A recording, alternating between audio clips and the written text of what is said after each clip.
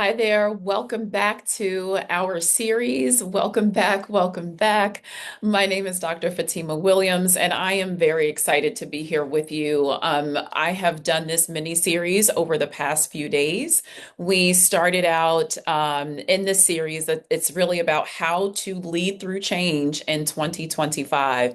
This is for professionals, for leaders of teams, organizations, projects who are really looking at how do I, in the year of 2025, with all of the things that we're going to see coming, whether it's workplace dynamic changes, whether it is organizational shifts and maybe shifts in your organizational chart, right? So team roles shifting, staff downsizing, whether that also be just how your industry is responding to things like political and economic shifts that are going on outside of your company, but still that have relevance for your company and for your organization and your team.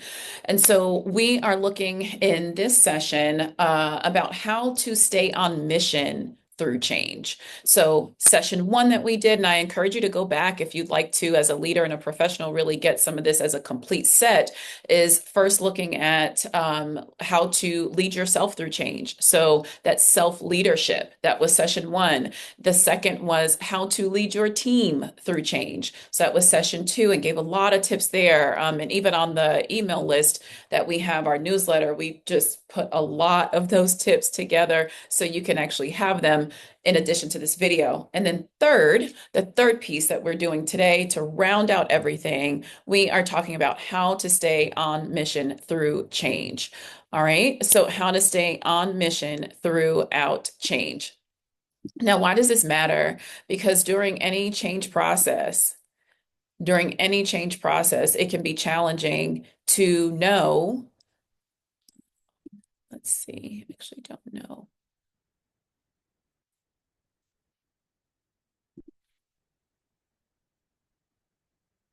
During any change process, it can be challenging to stay focused, right? And that's even you as the leader, as the one who may be in front of the team. It can be challenging to do that. But even as you are working with others, it can be quite challenging to know how to help others to stay on mission, how to stay on task. And so those are the things that I'm going to talk about briefly today. Inside all of those workplace demands, cultural changes, organizational shifts, how to stay on mission. So, first off, is having a clear and measurable path. Where is north? Right? When you're communicating out what your team should be doing, where you all are going, have you charted out a clear sort of vision of north? Right? What does north look like for you all? And you want to get specific about this. And I don't just mean in terms of SMART goals, but I really want to say, in terms of where you're going, is it measurable enough that people can look at it and check it off along the way to see if we're actually working toward those goals? Right? To see if we're actually making progress toward those goals, if our actions and activities are actually laddering up to those goals. Now, that matters in any kind of change process or any kind of challenging environment, but it becomes particularly important when you want to really be clear that you're staying on mission, because you can have either like scope creep, where you've started with one idea of what your preferred future and what your north kind of looks like, but then as you get moving, you get new ideas, you want to shift things, you want to change.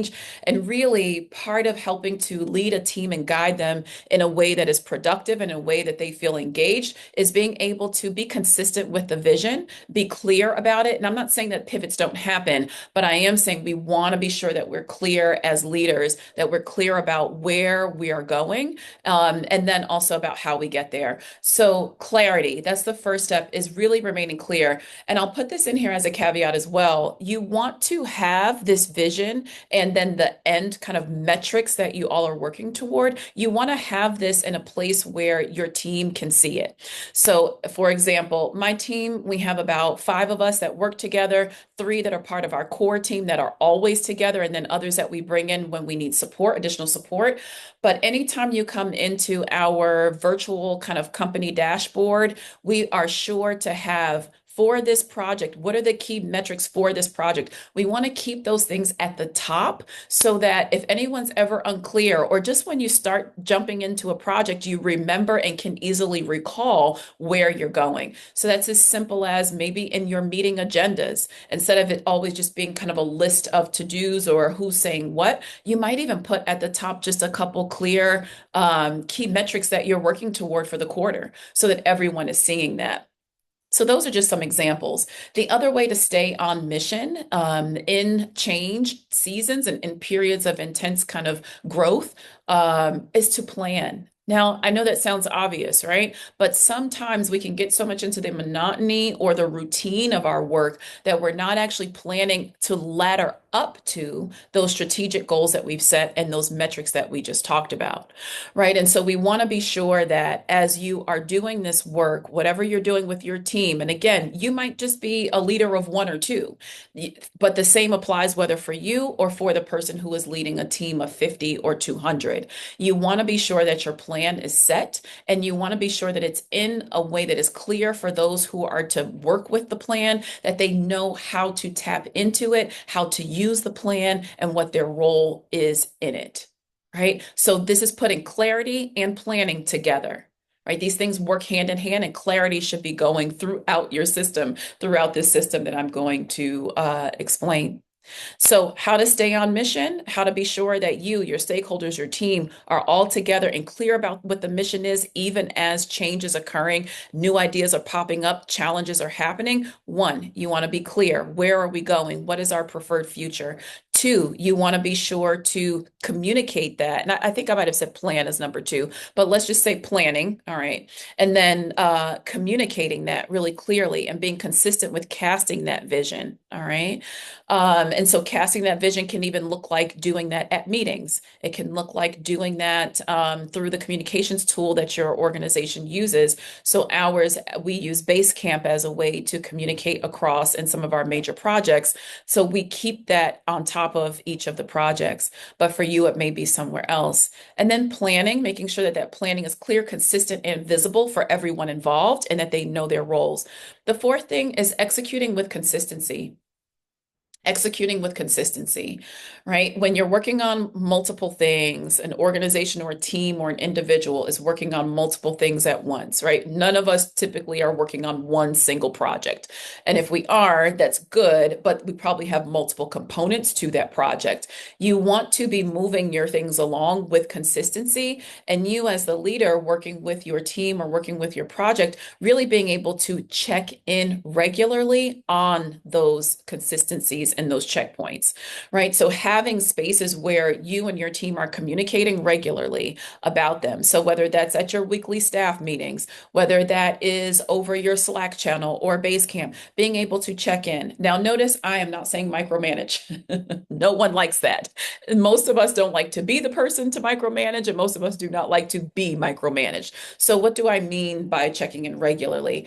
Each team member takes ownership of their own work, right? At least in my company, that's what I value, and I train my leaders who work with me and mentor them in this regard to be sure that as you're leading, you are not becoming the hand holder, but you truly are a coach with your staff and a coach with your direct reports. And so checking in looks like they are bringing you status updates, and they're also sharing with you some of the places where things maybe are challenging, where they need your insight, your help. They're also sharing where they have gotten stuck. They are also sharing where they have had some wins, right? So those check-ins can be just very brief. They don't have to be long meetings. They can be quite brief sessions where you just kind of hit the same questions. How's it going? What's working? Where are you stuck? Very easy. How's it going? Where are you go, where are you stuck, and where, kind of where are you? Excuse me.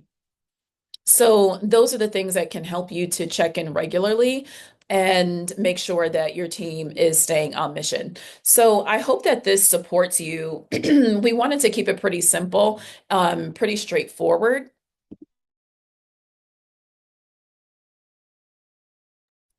excuse me, we wanted to keep it pretty straightforward so that you have actionable items that you can take back tomorrow, you can take back this week or next week, especially as we are preparing to enter into a new year or a new season of change and of work that you have going on. How can you, as a leader, whether you're leading yourself, whether you are leading a small team or a full organization, how can you equip yourself to not only manage yourself, but to manage the work that's in front of you in ways that are effective as well as effortless?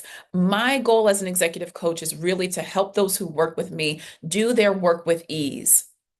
To do their work with ease. And I know that that can sound like a very lofty goal when we look at how hectic and chaotic the workplace can be and how uncertain things can be. But I am very clear in having evidence from working with professionals in a variety of fields as my coaching clients. I see that these core tools and techniques that I'm sharing really help to ground you when things get challenging around you, right? So having this clear, how do I stay on mission? 5 quick points that you can always go to as practices, but also as reminders. These things can really support you to be able to move forward, know how to move forward and do so effectively for yourself and for your team. And so this series that I have done, this How to Lead Through Change in 2025, was a way to give you some quick tips, quick tools, quick techniques that you can implement over time to help you to move forward. But here's what I know: learning is done best when it is in community. Learning is done best when it is structured in some way to help you grow. And so we have this mini series of these 3 sessions to help you. But I am also currently enrolling for Up Level Mastermind Book Club. This is where I am bringing the professionals, the leaders who are saying, I know that there are some tools that I need to sharpen and some skills I need to sharpen if I'm going to move through 2025 effortlessly and with ease, right? The way that you are going to experience more fulfillment in your work and more satisfaction in your work without so much burnout and overwhelm is having these go-to tools and techniques. And that's what Uplevel Mastermind Book Club is about. It is for the mission-driven, results-oriented professional who's ready to learn and grow together. 6 weeks.